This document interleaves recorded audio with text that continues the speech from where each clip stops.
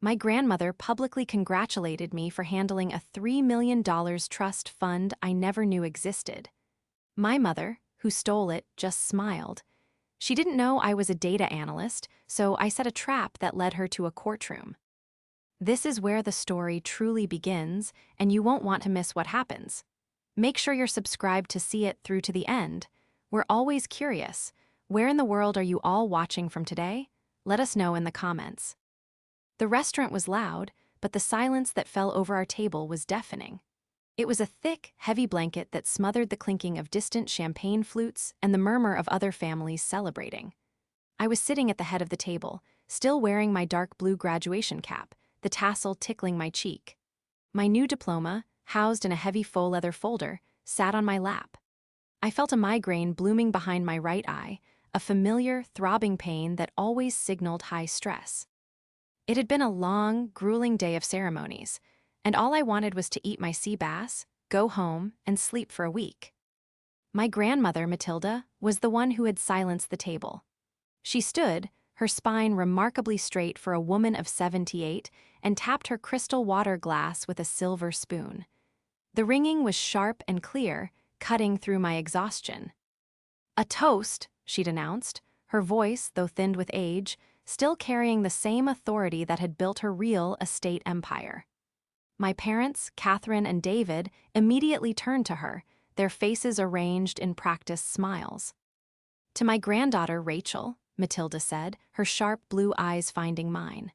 "4 years of hard work, graduating with honors in.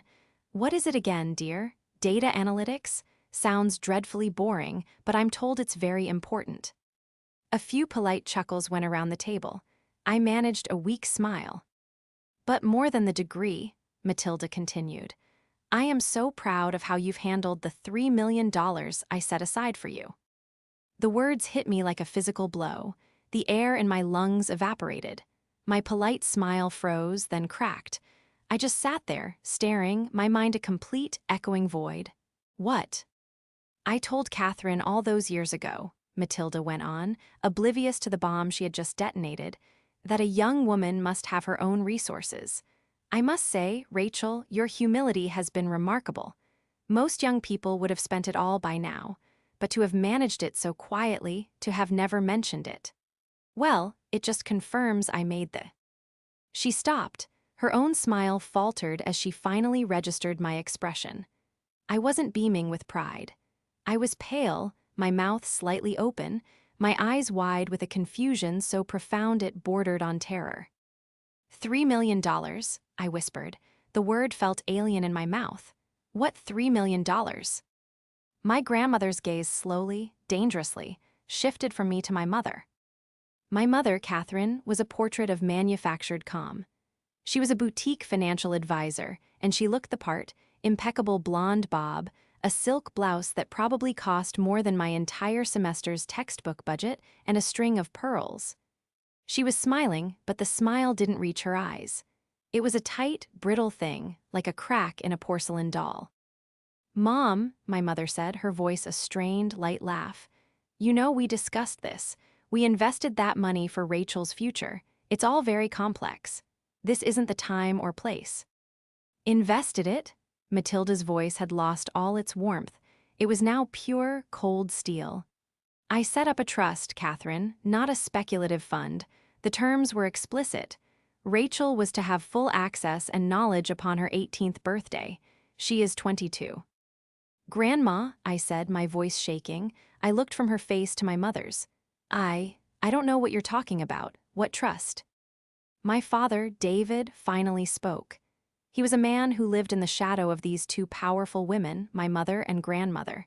He was a good architect but a passive man, and he looked completely lost, his napkin clutched in his fist. "Rachel, honey, it's your college fund. Your mother has been managing your college fund. Matilda, you're confusing her." "A college fund?" Matilda snapped, her eyes locking onto my mother. "Do not patronize me, David. I am talking about the Matilda Vance Trust for Rachel, established in her name with $3 million. I have received the annual reports from you, Catherine, for the last 4 years. Reports that I was led to believe Rachel was helping you prepare." My mother's smile finally vanished. Her face went as white as the tablecloth. The reports. I knew about the reports. Every year, my mother would lock herself in her home office for a weekend, complaining about my grandmother's archaic financial demands. She always told me it was just boring estate paperwork. I'd always had a modest college fund, she'd said. It was just enough to cover tuition at the University, provided I also worked part-time at the library and took out some small, manageable student loans to cover my living expenses. I had spent the last 4 years budgeting every coffee, buying second-hand textbooks, and feeling a constant, low-grade hum of financial anxiety. I had $18,000 in student debt. And she was talking about $3 million. What? I tried to form a sentence, but the throbbing in my head was now a deafening drumbeat. I looked at my mother, who refused to meet my gaze. She was staring at her wine glass, her knuckles white as she gripped the stem. The silence that followed was the loudest sound I had ever heard. The other diners, the waiters, the entire world seemed to melt away, leaving only the 4 of us at that table, suspended in a moment of sickening revelation. My father was looking at my mother with dawning horror. My grandmother was looking at her with pure, unfiltered rage. And I was looking at the woman who had raised me, the woman I had trusted implicitly, and seeing a stranger. A thief. The betrayal was worse than the shock of the money itself. The drive home was a masterclass in silent warfare. My father drove, his hands gripping the steering wheel so tightly I thought it might snap. My grandmother, Matilda, had refused to ride with us. She had simply looked at my mother, her face a mask of contempt, and said, "I will be calling my lawyer. And then I will be calling your lawyer." She had taken a taxi back to her hotel. So it was just the 3 of us in the car, suffocating in the unsaid. My mother, Catherine, sat in the passenger seat, staring straight ahead, a single, furious tear tracking silently down her cheek. It wasn't a tear of remorse. I knew her well enough to know it was a tear of anger. She was angry she'd been caught. I sat in the back, my diploma folder digging into my thighs. The migraine was now a full-blown assault, painting spots of light across my vision. Every time my father hit a bump, a fresh wave of nausea washed over me. "You have to understand," my mother finally said, her voice dangerously quiet as we pulled into our driveway. My father slammed the car into park and killed the engine, plunging us into the darkness of the garage. "Understand what, Catherine?" he hissed. It was the first time I'd heard him use that tone with her. "Understand that you've been lying to me, to our daughter, $3 million, where is it?" "It's not gone," she spat, turning to face him. "It's invested. It's complicated. That money was just sitting there doing nothing. I put it to work for this family." "Put it to work how?" I asked, my voice barely a croak from the back seat. "By letting me take out student loans. By letting me work 20 hours a week at the library shelving books while I was trying to study for my data analytics midterms." "That built character?" she snapped, twisting in her seat to glare at me. The venom in her voice shocked me. "You think the world just hands you things, Rachel? You're so naive. Your grandmother hands you a fortune and you're supposed to what? Just sit on it. I made it grow. I used it." "You used it," I repeated, the numbness starting to recede, replaced by a cold, sharp anger. "You used my money." "It's not your money," she yelled. "It's family money. It paid for this house. It paid for your father's new office when his firm was struggling. It paid for everything." My father, who had been listening with a look of growing sickness, recoiled. What do you mean, my firm?" "Oh, don't be so sanctimonious, David," she sneered. "That angel investor who saved you 2 years ago, it was me. It was Rachel's trust fund. I saved us." My father got out of the car and threw up in the bushes by the garage door. I stumbled out after him, my legs shaking. I left my diploma in the back seat. It suddenly felt worthless. I walked past my father, who was leaning against the garage wall, breathing heavily, and went straight to my room. I locked the door, ignoring my mother's sudden, panicked cries of, "Rachel, wait. Let's talk about this." I sat on my bed, the one I'd had since I was 10, and I just stared at the wall. The whole thing felt like a fever dream. The graduation, the dinner, the revelation. But as I sat there, the numbness began to clear, and my brain, the one I had just spent 4 years training to see patterns in chaos, started to work. My mother's words echoed in my head. "I have received the annual reports from you, Catherine." My grandmother had said that, and my mother had always complained about the boring estate paperwork.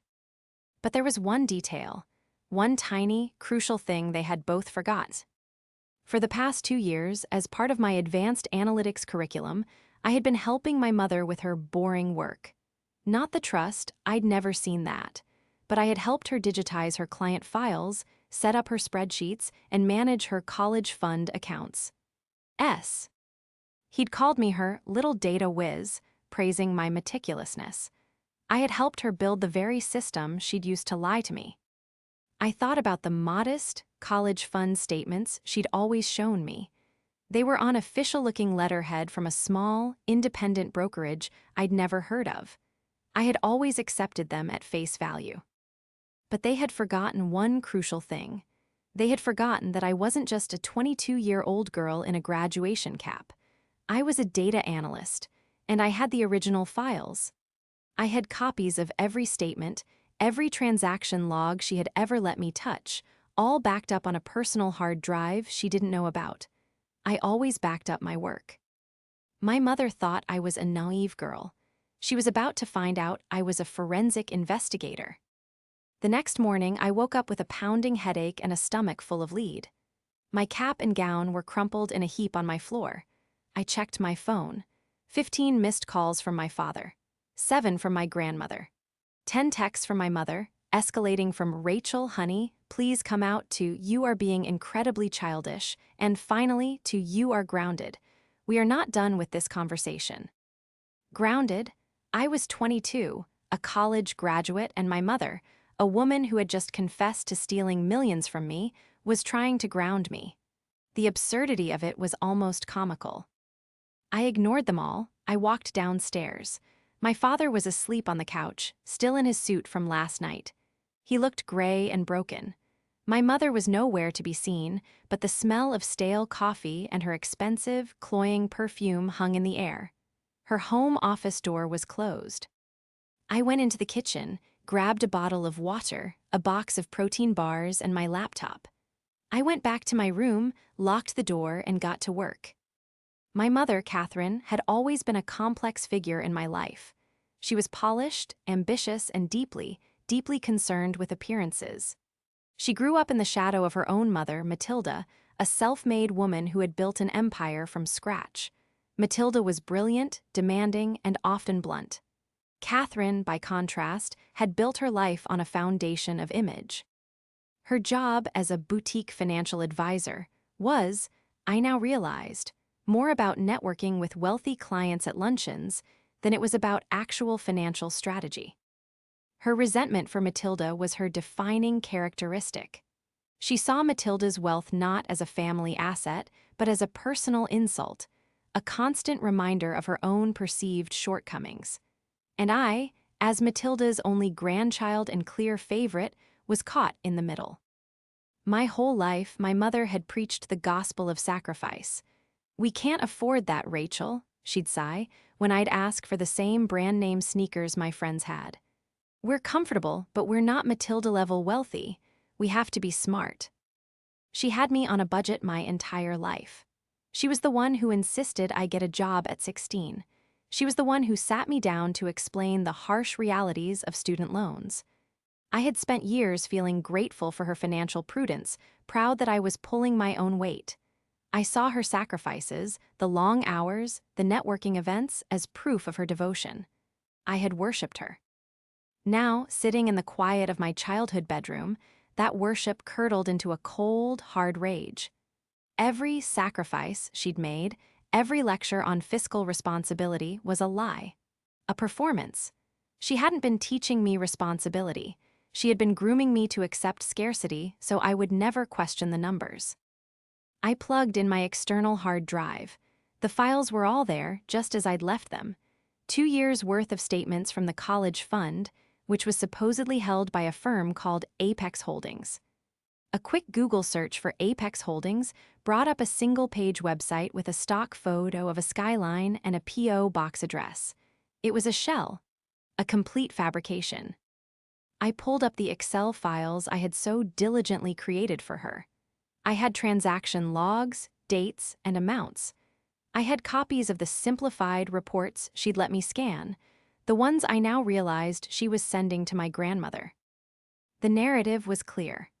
The reports for Matilda showed a single, stable trust, growing at a modest, believable 4% a year. The college fund statements she gave me showed a small, separate account with just enough money for tuition, which she topped up with investment dividends. But the real money, where was that? My mother wasn't a financial genius.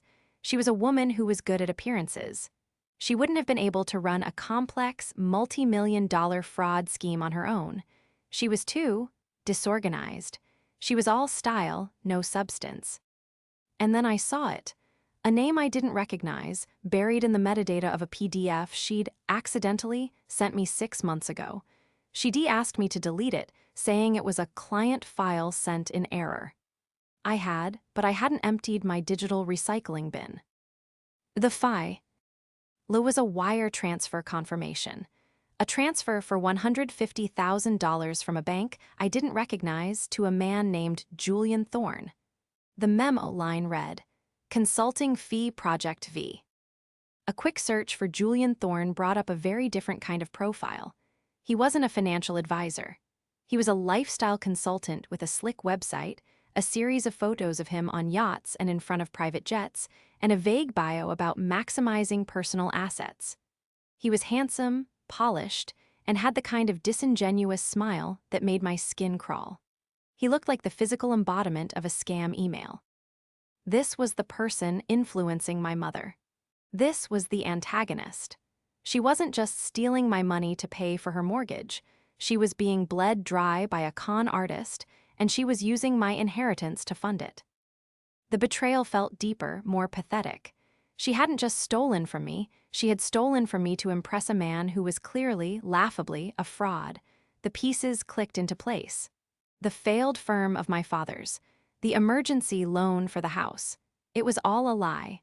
My mother had been liquidating my trust, piece by piece, and handing the money over to this Julian. The rage solidified into something else. Resolve. I wasn't just a victim. I was the only person who could untangle the mess.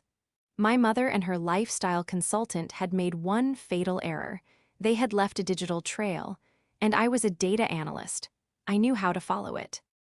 My shift from passive victim to active strategist was instantaneous.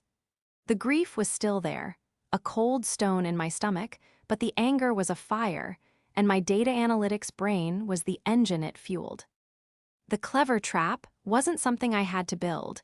It was already there, waiting. The leverage was the data itself. My mother, in her arrogance, had given me all the tools I needed to destroy her. She had mistaken my meticulousness for obedience. My first call was to Matilda. I let it ring once, then hung up. I sent her a text. "Grandma, I'm okay. Do not talk to Mom. I'm working. I have a plan. Please trust me and get your lawyer ready. I will call you from a new phone in 24 hours. Her reply was instant. Done. Burn her to the ground, Rachel. My next step was to secure my investigation. I was working on my laptop, on my home Wi-Fi.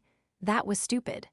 My mother was a financial advisor. She was paranoid about security, even if she was incompetent at fraud. She almost certainly had access to our network logs. I grabbed my wallet, my external hard drive, and my laptop. I crept downstairs. My father was still on the couch, now with a wet cloth over his eyes. My mother's office door was still closed. I could hear her muffled, furious voice on the phone. "What do you mean, unavailable?" she was saying. "You tell Julian I need to speak with him now." Good, the rats were getting nervous. I slipped out the front door, got in my beat-up sedan, and drove to my university library.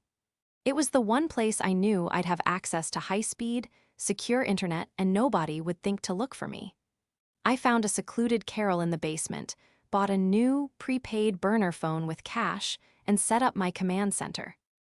My first task was to hire professional help.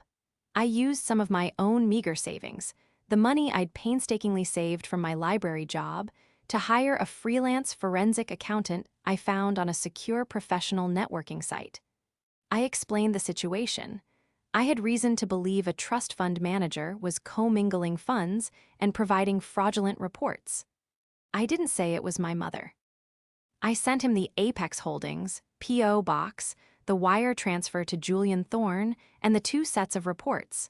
The fake ones for Matilda and the other fake ones for me. While he worked on tracing the corporate shells, I got to work on the data I had. I cross-referenced every date on my mother's college fund, deposits with her personal credit card statements, which I still had access to from when I used to help her categorize her expenses for tax purposes. The pattern was disgustingly clear. On September 10th, a $150,000 consulting fee went to Julian Thorne. On September 12th, a $12,000 charge appeared at a high-end jeweler.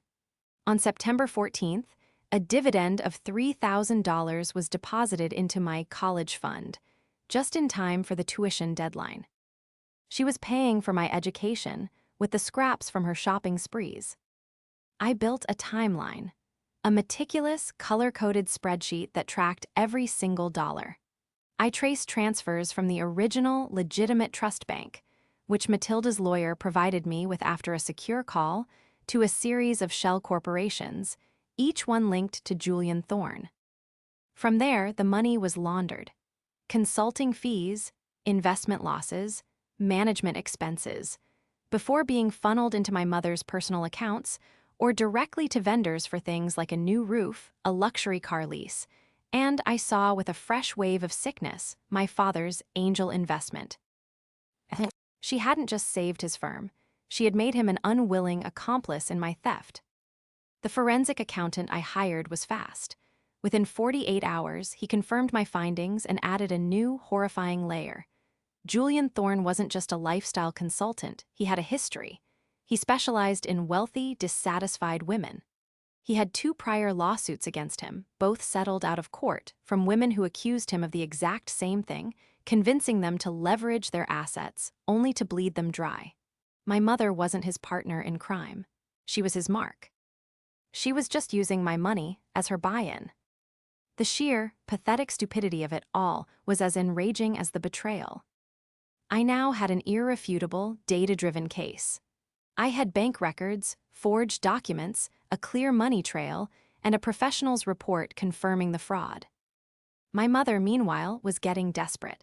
She had left me 20 more voicemails, her tone shifting from angry to pleading.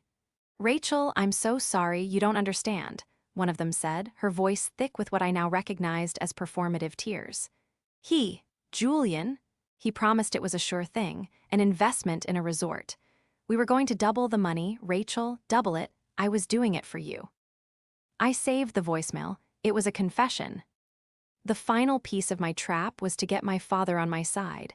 He was weak, yes, but he wasn't a bad man. He was just manipulated. I called him from my burner phone. He picked up on the first ring. "Rachel, oh God, Rachel, where are you? Your mother is falling apart." "Dad," I said, my voice cold and steady. "I'm at the library. I need you to listen to me very, very carefully. Mom didn't just invest my money. She gave it to a con artist named Julian Thorne. She's been lying to all of us. The angel investor that saved your firm, it was my trust fund, Dad. She made you a criminal." There was a long, choked silence on the other end. "No," he whispered, she wouldn't." "I have proof, Dad. I have spreadsheets. I have bank statements.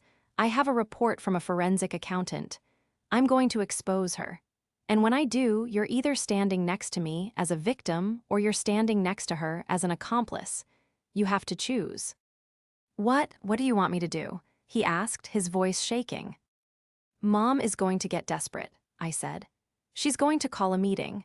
She's going to try to gaslight us to make Grandma and me look crazy. I need you to agree to the meeting. I need you to make sure it's at Grandma's hotel, not the house. and I need you to act like you're on her side until I get there." It was a terrible thing to ask, to make him lie to his wife. But we were far past the point of polite family disagreements. This was a war, and I was, as my new degree stated, an analyst. I was just analyzing the data and deploying the most logical, effective strategy. My mother, exactly as I'd predicted, called the emergency family meeting 3 days after the disastrous graduation dinner. She had spent the last 72 hours in a frantic tailspin. Julian Thorne had, predictably, vanished. His number was disconnected, his website was down. He had taken his last consulting fee and disappeared, leaving my mother to face the consequences alone. She was desperate, which made her dangerous. She must have known I was digging, because she'd tried to log me out of our shared bank accounts and cloud storage, only to find I'd already copied and secured everything. She called my father, who, playing his part, convinced her to meet at Matilda's neutral territory, a private conference room at her hotel. My mother agreed, likely believing she could handle an old woman and a spineless husband. She still thought of me as a child. She assumed I was hiding in my room, crying. I arrived last. I had swapped my graduation gown for a navy blue blazer. I looked, I hoped, professional and cold. I was carrying my laptop, a portable projector, and a grim-faced man in a suit, Matilda's lawyer, Mr. Harrison. My mother, my father, and Matilda were already seated at a long, polished mahogany table. My mother, Catherine, looked terrible. Her eyes were puffy and red, her impeccable blonde hair was a mess, and she was wearing an expensive-looking but wrinkled silk blouse. She was going for the distraught, misunderstood victim look. When I walked in with the lawyer, her face paled.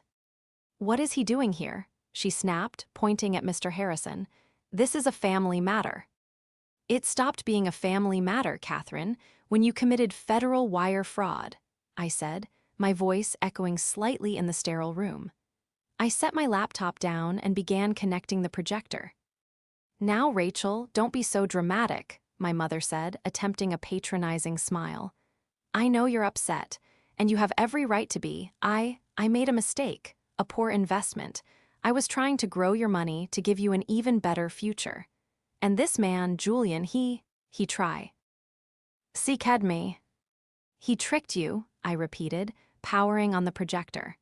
A blank white square appeared on the wall. "He tricked you for 5 years. He tricked you into setting up 3 different shell corporations. He tricked you into forging my grandmother's annual reports." "I never forged anything," she cried, lurching to her feet. "How dare you, David, tell her?" My father just stared at the table, his face ashen. "Don't bother, Dad," I said. "Let's look at the data." I clicked a file. The projector sprang to life. On the wall, in huge, unavoidable clarity, was a document. "This," I said, "is the annual report you sent to Grandma Matilda for the trust. It shows a principal of $3 million growing at a steady 4% interest. Very stable, very boring, and completely fake." I clicked again. A new document appeared beside it. "And this," I said, "is the statement from the actual original trust account, the one you had access to as the sole manager. You see this line, and this one, and this one?" I used my laser pointer to highlight a series of massive withdrawals starting just 3 weeks after the trust was established. "The trust has been empty for almost 2 years, Grandma." She drained it. Matilda let out a low, animalistic sound. She was gripping the arms of her chair, her eyes fixed on the screen. "Where did the money go, Catherine?" I asked, my voice dangerously calm. "You told Dad it saved his firm. You told me it was my college fund. You told yourself it was growing. Let's find out." I pulled up a complex, color-coded flowchart, a Sankey diagram. I had spent the last 48 hours perfecting it. "Here," I said, "is the primary trust. And here are the 3 shell companies you and Julian Thorne created: Apex Holdings, V Project Management, and Thorne Capital." "I don't know what those are," my mother lied, but her voice was weak, trembling. "Don't you?" I clicked again. A copy of the incorporation papers for Apex Holdings appeared. Because that's your signature on the bottom as the sole proprietor. She sat down hard. From these shells, I continued, the money went in 3 main directions. I pointed to the first branch. 1. Personal luxury. I've cross-referenced your credit card statements with the withdrawals, a $90,000 car lease, a $150,000 jewelry bill, a $250,000 down payment on the house after you'd already told Dad it was paid off. My father flinched as if I'd struck him. 2, I went on, relentless, to Julian Thorne. Over $1.1 million in consulting fees and investment funds sent directly to his offshore accounts. The man you said tricked you, he was your business partner. Or maybe you were just his easiest mark. Stop it, Rachel, she whispered, her hands over her face. You're humiliating me. You want to talk about humiliation? I shot back. You let me apply for scholarships, Mom. You helped me fill out my FAFSA, claiming I had no assets. You made me feel guilty for buying a new pair of jeans. That's humiliation. I pointed to the third and final branch of the diagram. And this is the part that I think Dad will find most interesting. I projected the wire transfer for my father's angel investment.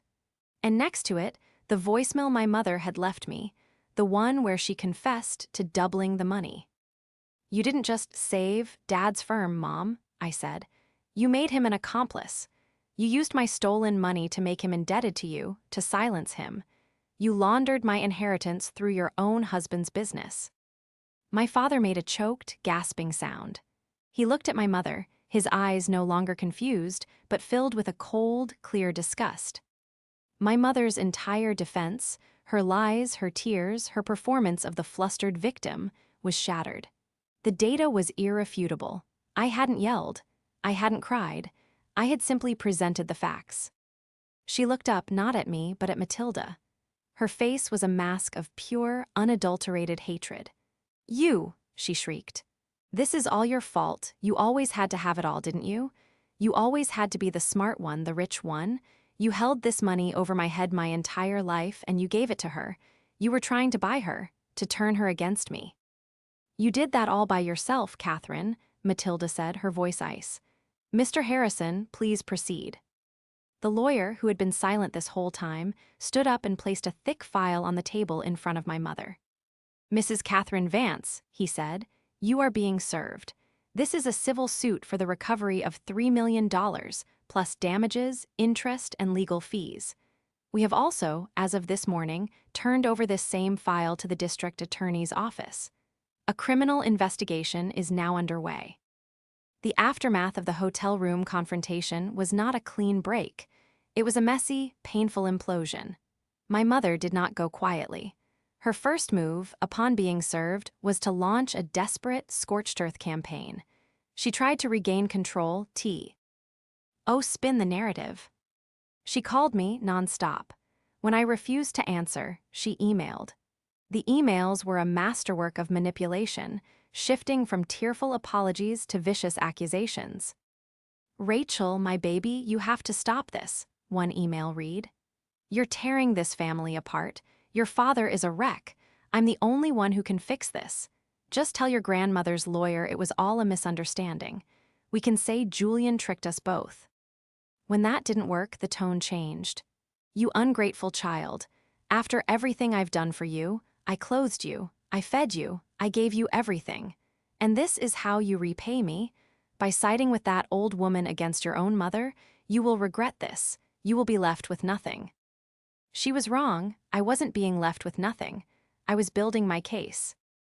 The forensic accountant I'd hired was worth every penny. He had uncovered the full, shocking extent of Julian Thorne's deception. This wasn't just about my mother. Julian had a pattern. We found 2 other victims, 2 other wealthy women from different states who had been charmed, consulted, and subsequently drained. Their stories were identical to my mother's. Mr. Harrison, Matilda's lawyer, was ruthless. He immediately filed injunctions to freeze every asset my mother had. The house, the car, her personal bank accounts, her boutique advisory firm, all locked. The emergency family meeting had been her last stand, and she had lost. But the most difficult part was my father. He was the manipulated loved one, and he was struggling. He had moved out of the house and was staying in a bleak extended-stay hotel. He was broken, torn between the woman he had loved for 25 years and the horrifying, undeniable truth. "I just don't understand how she could do it, Rachel," he said to me over coffee one afternoon. He looked like he'd aged 10 years. "Was it all a lie, our whole marriage?" "I don't know, Dad," I said honestly, placing my hand over his.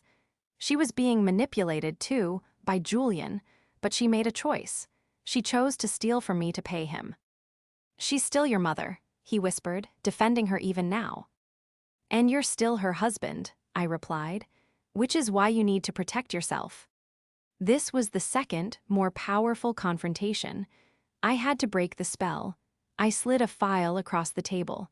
It wasn't my data analysis. It was from Mr. Harrison. "What's this?" he asked. "It's the paperwork for the house, Dad, the mortgage, and the loan you took out for your firm." I pointed to a signature line.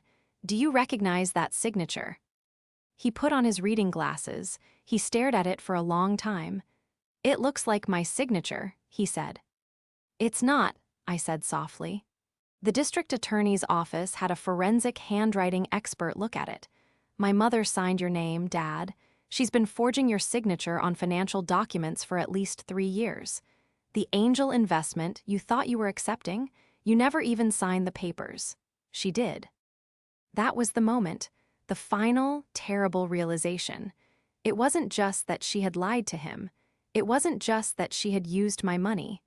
It was that she had, in the eyes of the law, implicated him in her crimes without his knowledge. She had been willing to let him take the fall. He didn't yell, he didn't cry. He just very slowly, very carefully, folded the paper, put it back in the file, and pushed it back to me. "Mr. Harrison," he said, his voice a dead monotone. "I'd like to speak with him. I want to file for divorce, and I want to offer my full, unreserved testimony in any case against Catherine." The spell was broken. The antagonist's last-ditch attempt to use my father as a shield had failed.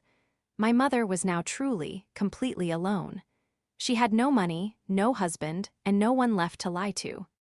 The case was no longer just my data versus her word.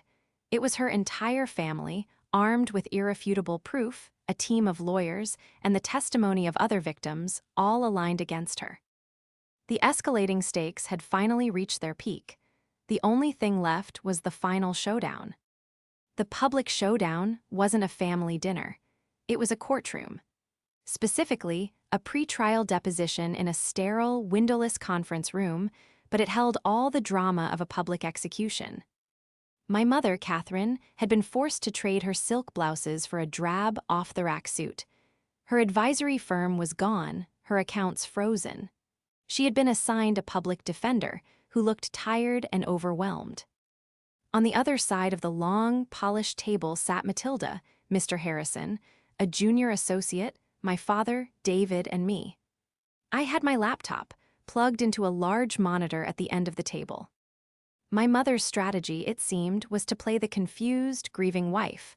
"I don't recall. I'm not sure. My husband handled all the finances," she repeated, her voice small and trembling. My father sat like a statue of stone, staring straight ahead. "Mrs. Vance," Mr. Harrison said, his voice bored, "you're claiming you have no knowledge of the Apex Holdings Corporation." I think my husband may have set that up," she murmured, dabbing at her dry eyes with a tissue. "He's an architect. He has so many projects." My father let out a short, harsh laugh. I didn't. Catherine flinched. "David, dear, you're confused. Remember that project in." "Mrs. Vance," I interrupted. My voice was sharp, and every eye in the room turned to me. Even my mother's public defender looked up. "Rachel, please," my mother whispered. "Don't do this." "I'm not doing anything, Mom," I said, clicking my mouse. "The data is, you claim you don't recall Apex Holdings. That's fine." I turned the monitor to face her. "Here is the IP address from which the Apex Holdings website was registered and updated. And here," I clicked again, is a log from your home internet service provider. The IP addresses are a perfect match. It was registered from your home office, on your computer, on a day my father was at a conference in Chicago. I have the receipts. The public defender put his head in his hands. And as for the Thorn Capital investment, I continued, the one you've been claiming was a single foolish mistake. I brought up the timeline. You made 17 separate wire transfers to Julian Thorn over a period of 4 years. Not one, 17. And this, I clicked, bringing up a new window, is an audio file. I believe the court will find it relevant. I hit play. My mother's own voice filled the room, a recording of the desperate voicemail she'd left me. He promised it was a sure thing, an investment in a resort. We were going to double the money, Rachel, double it. I was doing it for you. My mother lunged across the table. You're a monster, she shrieked, trying to grab my laptop. You're recording me, that's illegal. In this state, Mom, only one party needs to consent to a recording, I said calmly, as Mr. Harrison's junior associate gently blocked her. And as I was a party to the call, it's perfectly admissible. You just confessed to intent. The public defender stood up. We need a recess, he said, his voice strained. He pulled my mother, who was now openly sobbing, into the hallway. They were out there for 20 minutes. We sat in silence. My father reached over and for the first time in weeks, squeezed my hand. Matilda just smiled, a small, grim, satisfied smile. When they returned, my mother's face was scrubbed clean of tears. It was blank, empty. My client, the public defender said, his voice flat, is prepared to plead guilty to all civil and criminal charges. In exchange, we request that the court considers leniency in light of her cooperation and her situation. What situation? Matilda asked, her voice like cracking ice. She's a first-time offender. She was manipulated by this Julian Thorn. She has lost everything, her husband, her home. And my daughter? My father's voice boomed in the small room. He stood up, and for the first time, he looked taller than I'd ever seen him. She has lost her daughter, too. He turned to my mother. His face was not angry, it was just empty. I loved you, Catherine, he said, his voice quiet. For 25 years, but the woman I loved wouldn't have done this. She wouldn't have forged my name. She wouldn't have stolen from her own child. I don't know who you are, and I don't want to. That was the final, triumphant action. It wasn't a public humiliation at a party. It was a cold, quiet, legal evisceration. My mother didn't just lose the money, she didn't just lose her freedom. In that moment, watching my father turn his back on her for the last time, she lost her entire past and her entire future. She had, as she'd feared, been left with nothing. My mother, Catherine, was sentenced to 7 years in a low-security federal prison. She pled guilty to wire fraud, bank fraud, and aggravated identity theft. My testimony, combined with my father's and the evidence from Julian Thorn's other victims, was overwhelming. She lost her professional licenses, her reputation, and her freedom. Julian Thorn was eventually apprehended in a non-extradition country, but not for what he did to my mother. He was caught running a different scam, and Matilda, with her long reach and network of very expensive lawyers, made sure the local authorities were well informed of his history. He would not be a problem for a long, long time. The resolution, for the rest of us, was not as simple as a gavel strike. The $3 million was gone. My mother and Julian had burned through all of it. The house was sold at auction, but it barely covered the fraudulent loans she had taken out against it. But the point had never been the money. It had been the truth. My grandmother, Matilda, was magnificent. The day after the sentencing, she took me to lunch at a much nicer restaurant. Well, she said, sip. Ping her martini. That was a dreadful affair. But you, my dear, were brilliant. You're a credit to the Vance name. Your mother. She was always a fool for a handsome face and a quick promise. I, on the other hand, appreciate a woman who can read a balance sheet. She slid a folder across the table. It wasn't a trust fund, it was a job offer. My real estate empire needs a data analytics division, she said. I'm old, Rachel, not stupid. The future is in the numbers. I want you to run it. I'll pay you an obscene salary and I'll match dollar for dollar whatever you lost. Consider it a signing bonus. You'll have your $3 million back within 5 years, and this time you'll have earned it yourself. Which is, I suspect, what you wanted all along. She was right. My father and I began to heal. He filed for divorce. He sold his architecture firm, the one my mother had tainted with stolen money, and started over, smaller. He moved into a modest apartment downtown and started designing community centers and libraries. We had dinner every Sunday. We talked about his new projects, about my new job. We never talked about my mother. The story ended not with a bang, but with a quiet reconciliation. It was me, my father, and Matilda, sitting on the balcony of her penthouse, watching the sunset. My father had just shown us the blueprints for a new children's library. I had just closed my first major deal for Matilda's company, using predictive analytics to identify an undervalued neighborhood. We were a new kind of family, forged in the fire of betrayal and rebuilt on a foundation of truth. My mother's actions had been designed to tear us apart, to isolate me and control her. But in the end, all she had done was reveal who we really were. My father found his spine. My grandmother found an heir. And I found my voice. I was no longer a naive girl or a passive victim. I was a data analyst. I was a strategist. And I was, finally, at peace.